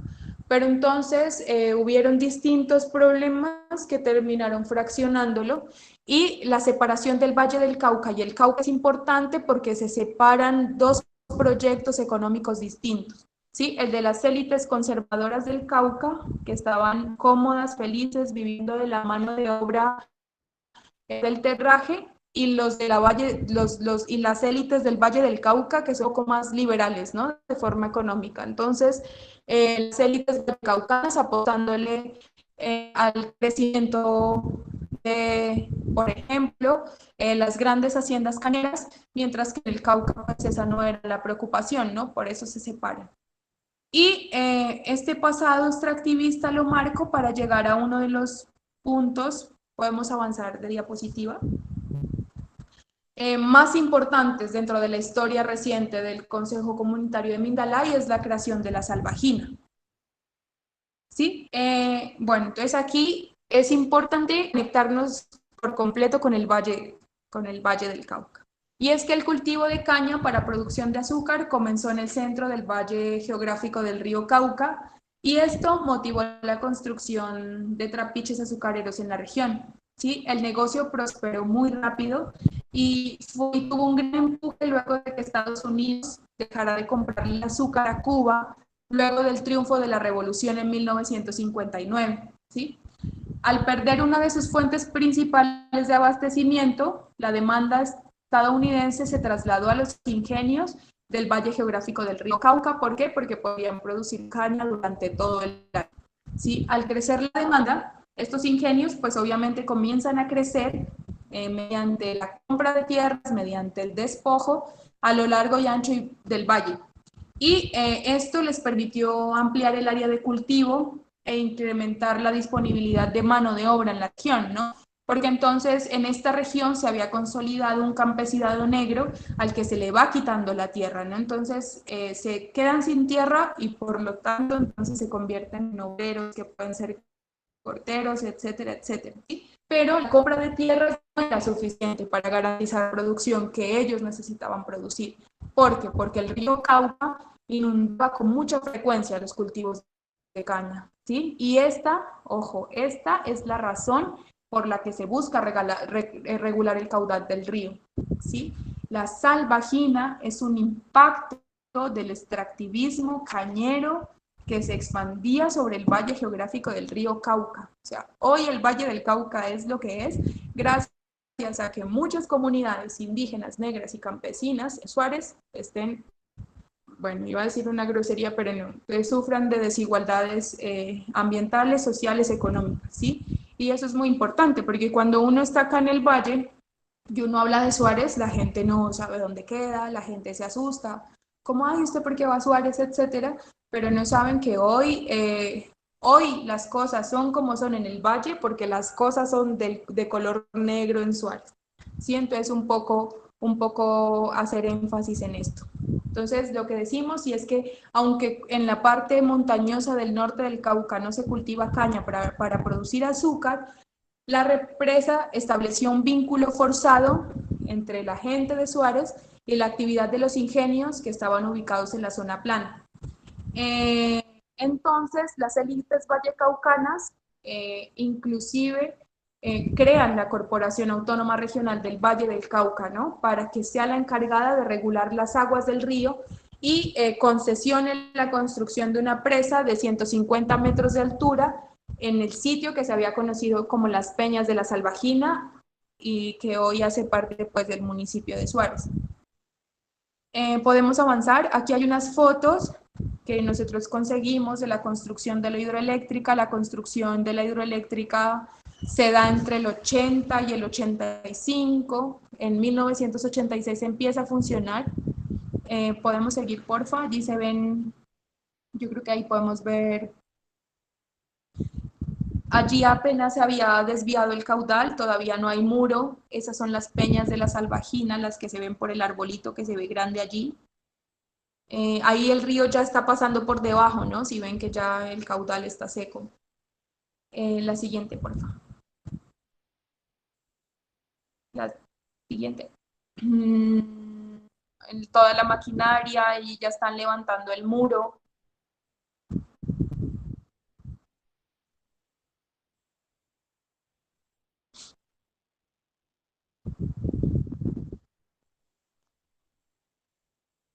Dale la siguiente, por favor. Esas cazamáquinas es donde está toda pues la operación de la central. Y entonces aquí es importante decir que esta era una presa de agua, ¿sí? Cuando se crea Salvajina, la central no producía energía, era una presa de agua que se hizo para que el río Cauca no inundara los cultivos de caña que necesitaban crecer exponencialmente para suplir la demanda de azúcar en Estados Unidos. Entonces, básicamente lo que hizo la Salvajina fue partir en dos, cómo se habían organizado las comunidades en Suárez, ¿sí? ¿Por qué? Porque todas las fincas de la región estaban donde hoy está el espejo de agua, porque las mejores fincas de la región estaban donde hoy está el espejo de agua, porque los mejores molinos que la gente recuerda de oro y están en la zona inundada, ¿sí? Porque la minería de aluvión, que es esa minería que se hacía sobre el río, se acabó, porque la pesca se acabó, porque la relación fluida entre, por ejemplo, las poblaciones de Mindalá y las de La Toma se acabó, porque la gente quedó hacinada, porque la gente quedó confinada, porque el río, que era el centro de la vida social, económica y cultural, ya no era un río, era un lago, y el río se cayó, dejó de correr. Y eso hace parte de una ruptura a muchas lógicas que se habían construido sobre el río. ¿Sí? Entonces la represa rompe lazos, redes, relaciones, economías, ecosistemas, formas de ver y ser en el mundo, unidad, la sentenció a muerte, la sentenció al atraso, etcétera, etcétera. O sea, lo que pasó con la salvajina es una cosa abismal, abismal, ¿sí? Entonces las comunidades que quedan confinadas hacen una marcha a Popayán en el 86, creando damnificados de salvajina para negociar con el Estado, con las afectaciones pues, que había causado la hidroeléctrica en el territorio.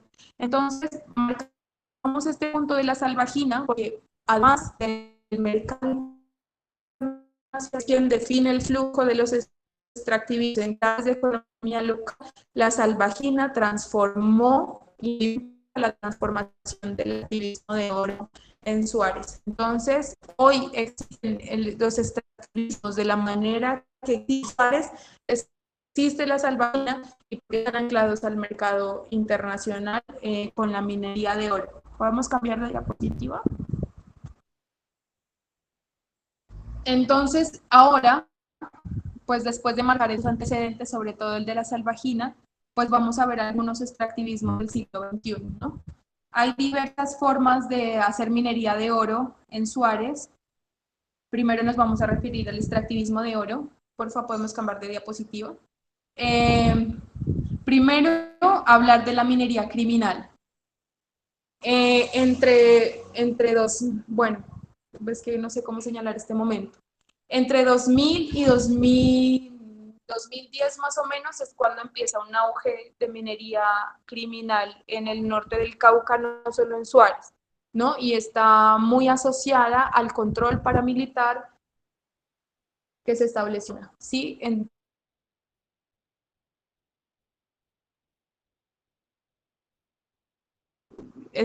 gran parte a grupos armados, ¿no? Entonces, en épocas como las del auge de la minería ilegal, por ejemplo, no sé si se acuerdan de las minas de Quinamayo, sobre el río Quinamayo en Santander de Quilichao. Eran retroexcavadoras dragando el río 22 horas al día. Y en las 2 horas que las retroexcavadoras llenaban combustible, eran 2 horas que ellos abrían el lugar para que los barqueros fueran a coger mineral para luego lavarlo. Dicen que llegó a haber 5.000 personas cogiendo material para lavar en las minas del Quinamayo. Entonces, es una problemática muy impresionante porque es minería de oro ilegal que está asociada a grupos armados, ¿sí? No solo paramilitares, y porque terminan ganándose el respaldo de las comunidades, ¿no? Partiendo a las comunidades. Entonces, por ejemplo, los consejos comunitarios de Santander de Quilichao, muchos estaban en oposición, pero muchos comuneros del consejo comunitario estaban allá lavando oro, ¿sí? Entonces, esas 2 horas al día en los que ellos democratizaban la extracción de oro, generaban en la gente apropiación para pararse frente al ESMAD, al ejército y la policía y defender a las retroexcavadoras de minería ilegal, a pesar de que estuvieran acabando con el río Quinamayo, ¿sí? Obviamente eso pues fue un momento de boom, de visibilización, porque hay un deslizamiento en una de estas minas de Quinamayo y se mueren alrededor de 14 mineros, ¿no? Tapados, 14 mineros que son de Suárez, de Santander, de Buenos Aires, etcétera, pero son 14 los que se murieron. Otro de los escándalos conocidos es que secaron el río Sambingo en el Patía, ¿no? El río Sambingo es el primer río del país secado por obra de la minería ilegal. Borraron el cauce por completo, borraron el río. Y también está en el Cauca, solo que es en el sur del Cauca. Y pues en Suárez esto se reflejó de formas particulares. La minería criminal de oro llegó al río Ovejas, que hoy está habitado por el Consejo Comunitario de la Toma. Cuando llegan las retroexcavadoras ilegales a las Ovejas, empieza la matanza de líderes impresionante en la zona. Además de eso, amenazas y desplazamientos, ¿no? Yo no sé si ustedes han escuchado hablar de Francia Márquez. Francia Márquez es una mujer de Suárez que por oponerse a la minería ilegal de oro hoy ya no puede volver a su territorio. Francia vive acá en Cali porque es un riesgo inminente que ella pueda estar en Suárez, ¿no? Además que Colombia es uno de los países más inseguros para los defensores del medio ambiente, y eso también hay que tenerlo muy en claro, y es que oponerse a los extractivismos en estos territorios es, en muchísimos casos, una sentencia de muerte. Bueno, aparte podemos avanzar, también la minería de oro, pues está la minería artesanal de oro, de pequeña y mediana escala.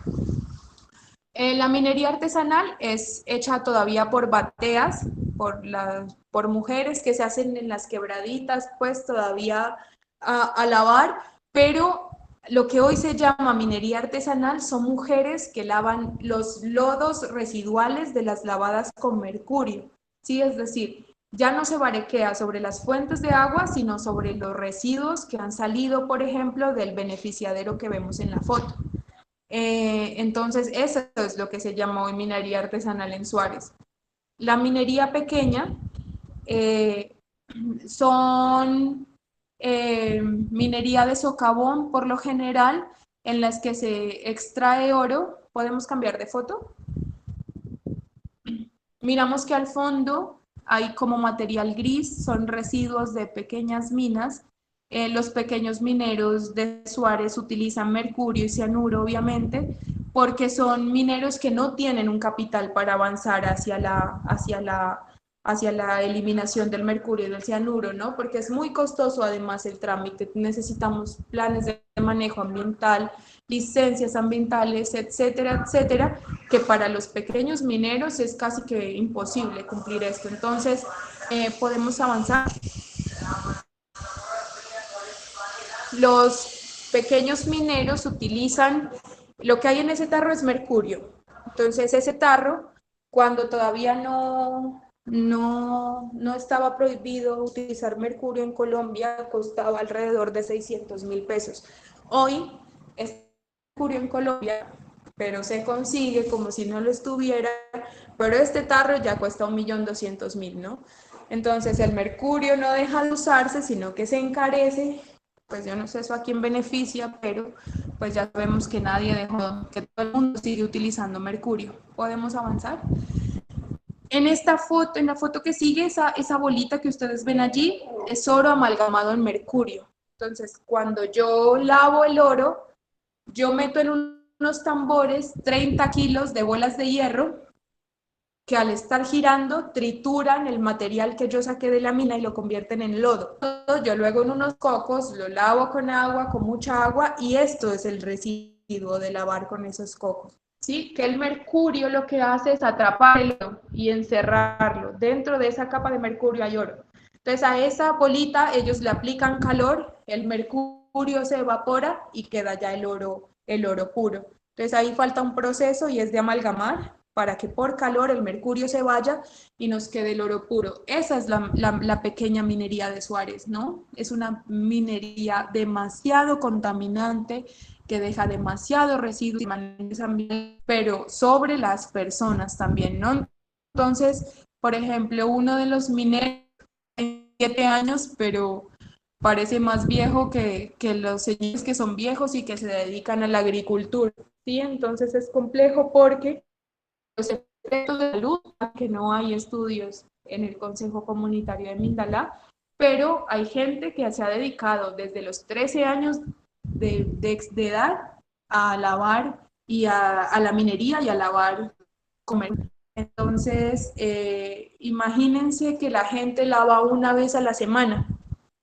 Si lavas todos los viernes con mercurio durante 10 años de tu vida, ¿qué podría pasar en tu cuerpo? Y bueno, imagínense qué podría pasar en los ecosistemas. Y está la mediana minería, que también se realiza en Suárez, y que esa la vamos a ver con el video que sigue. Es el video de una minera que se llama Mina La Estrella, y que su propietario es un mediano minero, pues que tuvo dinero para avanzar en la tecnificación y en el lavado de oro sin mercurio. Entonces vamos a ver cómo funciona la mina La Estrella.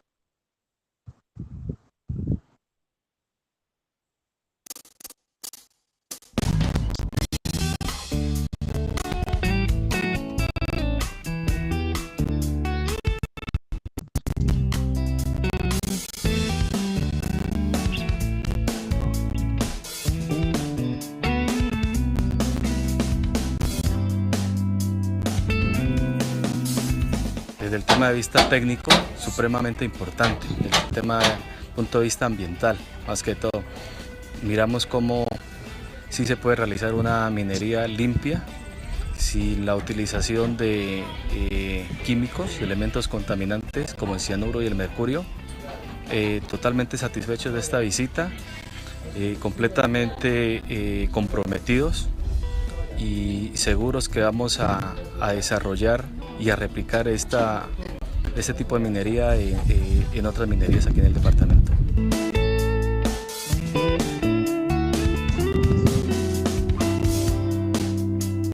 Es un programa un proyecto que hemos hecho nosotros para motivar, incentivar al pequeño minero que viene haciendo una labor minera muy contaminante, y por lo cual queremos con este proyecto generarle conciencia de cómo cuidar el medio ambiente y hacer un trabajo de minería limpia. Sin la ayuda del Estado es difícil que la minería limpia la minería limpia se pueda hacer en Colombia. Para nosotros es de mucha importancia que la gobernación, a través de la Secretaría de Desarrollo, nos apoye en este tema, y a todas las entidades que nos quieran apoyar y respaldar en este proyecto, bienvenidos, porque este es un problema no solo del municipio de Suárez, sino de todo el departamento.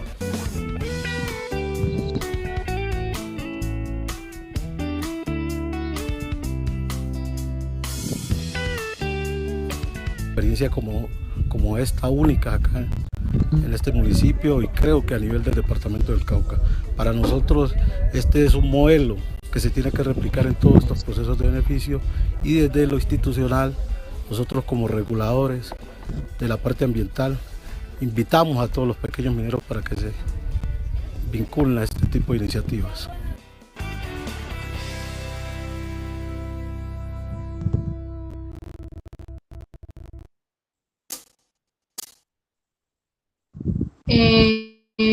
Bueno, esa mina, la mina La Estrella, está ubicada en la vereda Tamboral, y es la única mina que pudo avanzar en la no utilización de mercurio dentro del territorio. Sin embargo, es chévere porque si ven los discursos, ¿no? Que la minería limpia, que el desarrollo, que tenemos que hacer minería limpia, la minería limpia no existe, ¿sí? Y es porque el mayor impacto de los extractivismos es la apropiación, ese tipo de apropiación de la naturaleza, que no da espacio a que ella pueda regenerarse, ¿no? La contaminación con mercurio, la contaminación con cianuro, inclusive los efectos socioambientales son efectos secundarios, porque el mayor problema de los extractivismos es que se apropian de una forma muy intensiva de la naturaleza, y en esa medida no permiten que ella se recupere, ¿no? Lo que les decía, y es enfatizar en que son amputaciones ecológicas. La minería limpia no existe, no existe. Ese es un discurso con el que embellecemos esto, pero la verdad es que la realidad es otra. Y bueno, quería enfatizar eso para cerrar el tema del extractivismo de oro, que es lo que tiene que ver con minería, para entrar a otro extractivismo, que es el monocultivo de coca. Podemos cambiar de diapo. El monocultivo de coca en esta zona del país ha ido creciendo de formas abismales, impresionantes, y es porque la cordillera occidental es un corredor estratégico de la coca. ¿Sí? La cordillera occidental mueve las rutas de la coca que sale de este país hacia el Pacífico para ser exportada. ¿Sí? Entonces, en inicios de este siglo, inicios del siglo XXI, llega al norte del Cauca una invasión pastusa. ¿Sí? Si la invasión que tiene que ver con la minería es la antioqueña, pues en la coca la que tiene que ver es la pastusa. Y llega mucha gente de Nariño que son sacados del plan Colombia y las fumigaciones de glifosato, y entonces empiezan a ampliar la frontera de cultivos de coca sobre la Corea Occidental del Cauca, ¿no? Y entonces vemos, por ejemplo, que desde el norte del Cauca, Suárez, y de ahí para abajo, yo que sé, Tambo, Argelia, todas esas zonas son mayoritariamente cocaleras y son rutas de conexión con el Pacífico colombiano, ¿no? Por ejemplo, por Suárez pasa el Camino Real del Naya, que es la zona pues como más conocida para conectarse con el Pacífico, porque es una zona de difícil acceso, ¿no? Bajar de la cordillera occidental hacia el Pacífico es muy complicado. Por ejemplo, para ir al Naya hay que caminar 8 horas, viajar en mula alrededor de 12, etcétera, etcétera. De hecho, hay un documental en Vice que es de 20 minutos en el que muestran cómo es el camino de entrar al Naya y también cómo se realiza pues la cocina de la coca, ¿no? Porque esa es otra de las particularidades, y es que aparte de lo extensivo del monocultivo de la coca, porque es extensivo el monocultivo, de verdad que uno en un punto en Suárez ya no deja de ver más que coca, y han sitiado a las comunidades ancestrales, ¿no? Por ejemplo, existen consejos comunitarios sitiados por la coca, pero también sitiados por las disidencias, que son hoy quienes controlan la coca, sitiados por la violencia, inclusive amenazados. En veredas de Suárez le dicen a la gente, si usted no siembra coca se va. Son cosas muy complejas, pero además de esto son las cocinas, ¿no? Ubicadas en la cordillera occidental, porque están las cocinas de base de coca, pero también las de clorhidrato de coca. Y entonces vemos que en un lugar que está muy inhóspito, muy alejado, hay una bomba de gasolina Biomax. Que hay tiendas donde te venden bultos de amoníaco, que hay tiendas donde solo consigues barriles de petróleo, ¿sí? O sea, la gente empieza a funcionar en función de este tipo de cultura cocalera, ¿no? Entonces, esto de monocultivo de coca no ha sido tan estudiado, y mucho menos en Suárez, porque es muy conflictivo. Hablar de coca es muy complicado, y más en este tiempo, pero sí es algo que me gustaría dejar mencionado, y es que en Suárez existen extractivismos como el monocultivo de coca, que por sus particularidades es muy difícil de estudiar. Podemos cambiar de diapositiva.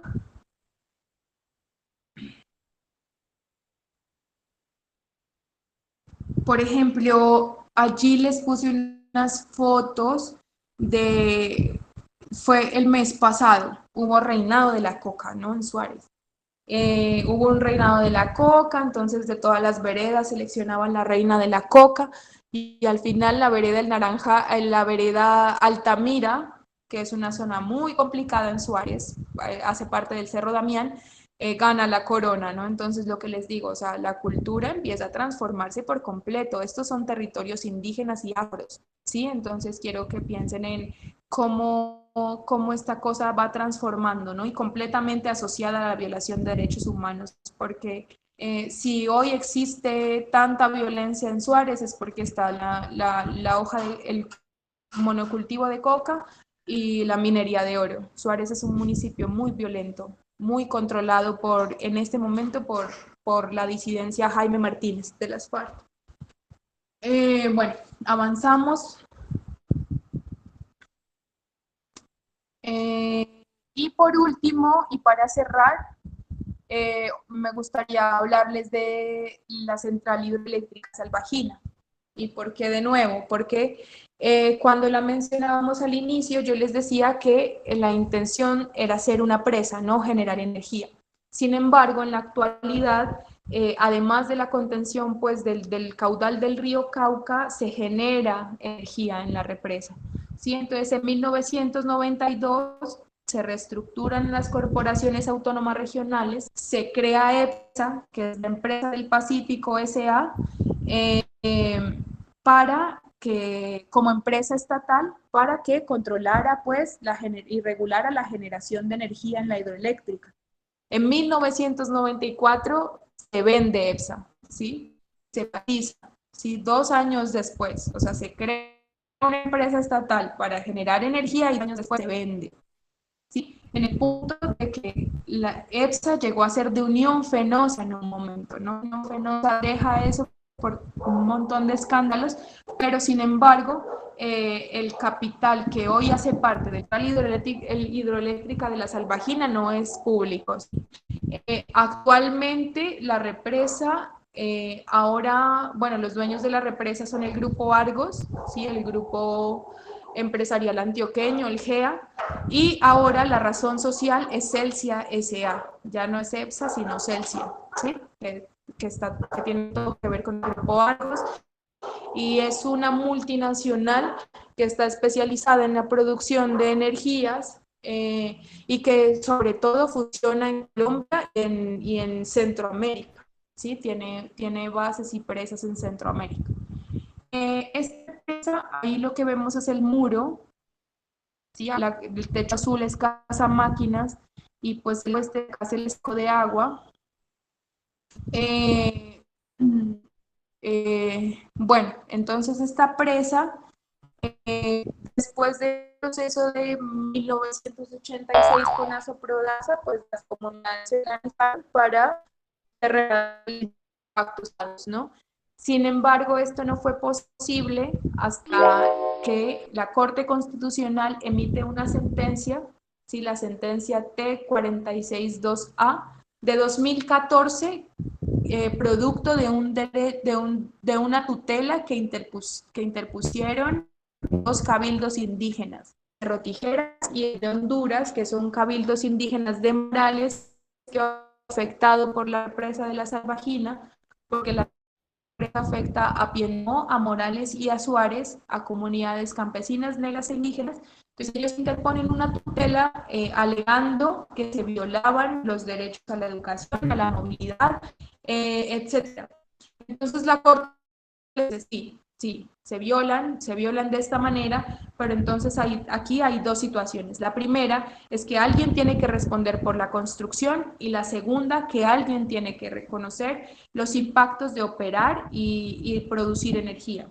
Entonces el Estado es el encargado de reparar a las comunidades por la construcción de la represa, el Estado pues mediante distintas instituciones, y la Salvajina es la encargada de reparar a las comunidades por los impactos de operar y manejar embalses. Entonces es un proceso que lleva alrededor de 10 años y que ha tenido muchísimos líos, ¿no? Porque primero pues Celsia desconocía a las comunidades negras como étnicas, luego fue todo un complique, luego entonces la empresa lleva alrededor de 10 años intentando concertar un plan de manejo ambiental con las comunidades.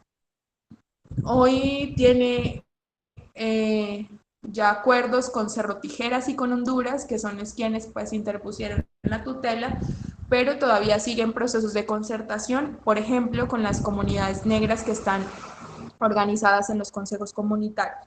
Entonces es importante mencionar la Salvajina, porque la Salvajina ya es un impacto del extractivismo, ¿no? La Salvajina es como esa relación que les decía al principio, ¿sí? La Salvajina hace parte de un andamiaje que se construye para que el cultivo de caña crezca, ¿sí? Y empieza a generar energía.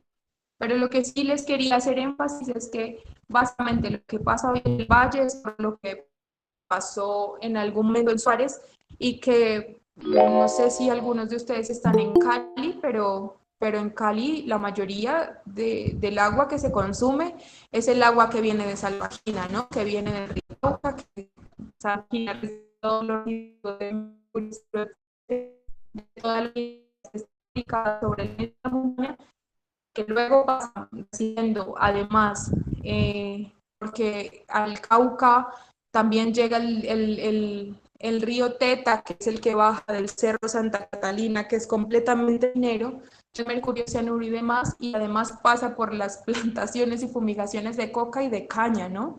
Entonces, bueno, de alguna manera la idea es que conectemos, que el Valle está en completa conexión también con departamentos como el Cauca, y lo que pasa en el Cauca estuvo en algún momento destinado por los intereses de un mínimo, ¿no? Que son la élite cañera, y que hoy la gente en Suárez vive una desigualdad profunda, es porque gracias también a que lograron enriquecer a esta élite cañera.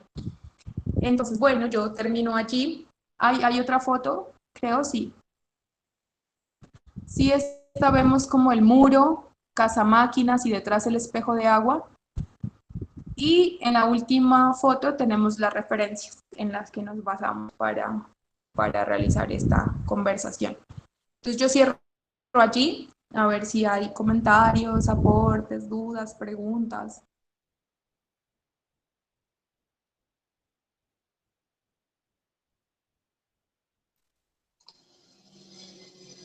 Muchas gracias, Gisela, por toda esta completa y gran, no sé cómo mencionarlos, general contextualización de nuestra realidad, que está aquí a pocos kilómetros del valle y que realmente a veces somos ignorantes de todas esto que nos viene generando las grandes empresas y un gran capital extractor de estos recursos. Entonces, muchas gracias. No sé quién de pronto quiera hacer algún comentario.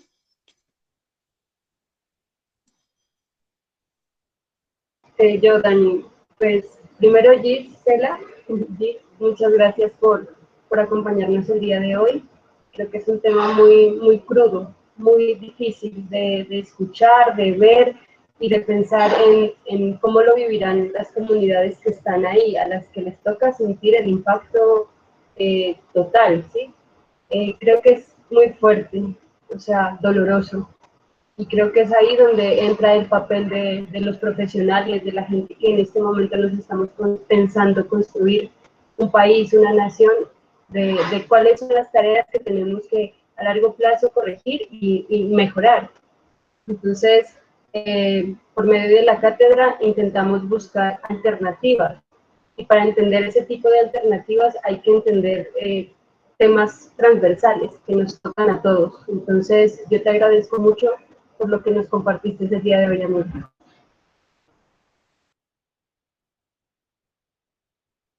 Vale, Caro, muchísimas gracias a ustedes por invitarme a participar del espacio. Lo que les decía, a mí me parece muy potente el tema de agriculturas para la vida, porque no solo las agriculturas deberían ser para la vida, ¿no? Y no sé, creo que me olvidé hacerles una pregunta importante, y es que en un comentario decían que esto es efecto de que tengamos, no sé si dirigentes indignos, es que no puedo verlo aquí, espérenme un momentico. Dice que es consecuencia de la falta de dignidad de nuestros dirigentes, ¿no? Que le siguen besando los pies a Estados Unidos, a Europa y regalando la tierra.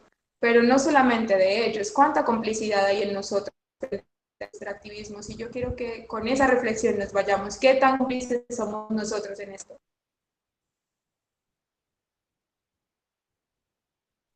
Muchas gracias, Gisela. Acá nos hacen un comentario, bueno, te mandan un saludo y agradecimientos por ese gran trabajo que estás haciendo, y pues nos unimos a esos agradecimientos por traernos hoy toda esta información, toda esta conciencia que nos deja diferentes cuestionamientos como el que planteas y dudas y bueno, también como reflexiones, ¿no? Entonces, muchas gracias por eso. También hay otro comentario que es un tema bastante importante, necesario que todos tengamos acceso a la información sobre todo lo que implica el extractivismo y la minería. Lina Marcela también nos comenta que es impactante ver la magnitud del problema y ver que es algo tan cercano y que a veces ignoramos esa realidad. Muchas gracias por compartirnos esa información. Gracias por sus comentarios. No sé quién más quiera tomar de pronto el micrófono y hacer algún agradecimiento o comentario a nuestra ponente. No todos.